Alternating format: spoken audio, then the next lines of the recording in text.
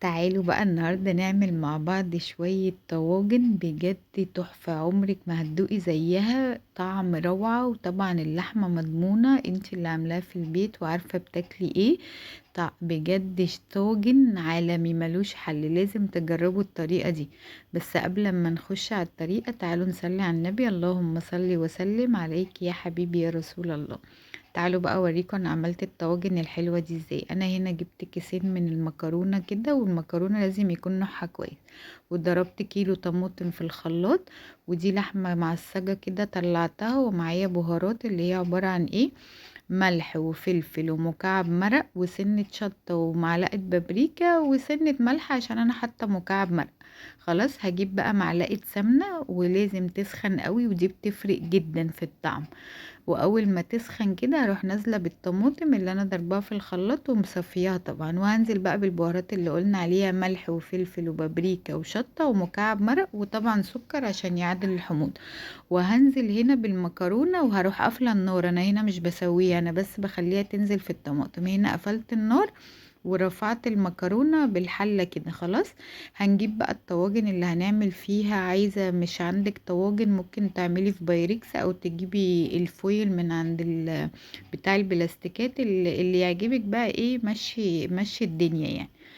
هجيب بقى اللحمة المعصجة كده بعد ما دهنت الطاجن حلوة قوي، وهحط كده في الأرضية الكمية بقى المناسبة ليكي. وهنزل بالمكرونة، وهنا المكرونة لازم نزود الصوص كده عشان هي هتستوي فيها، هي مش مستوية. احنا أول ما نزلنا رفعناها من على النار. خلاص. وطبعا عشان نضمن انها تستوي لازم نغطيها بفويل. هنعمل بقى، اعملي بقى الكمية اللي انت عايزاها. انا هنا هعمل طاجن صغير وطاجن كبير.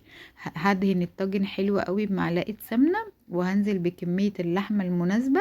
وبعدين هروح نازلة ايه بالمكرونة والصوص كده. بس بصوا هنا بقى حسيت ان الصوص قليل شوية، فروحت مزودة مية مغلية. لازم تبقى المية مغلية. خلاص هزود، يعني هزود كده بتاع كوباية او نص.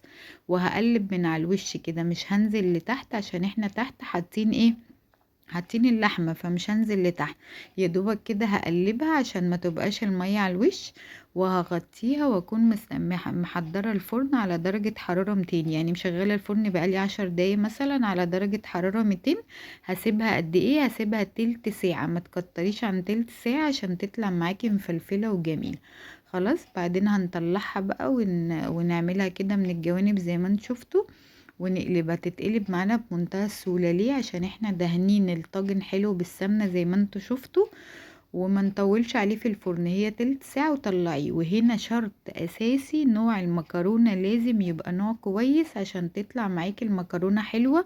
ما تشربش بقى، يعني لو نوع المكرونة وحشة هتطلع معجنة وطعمها مش ألطف حاجة. فلازم نوع المكرونة يبقى حلو، وما نكترش عن تلت ساعة في الفرن.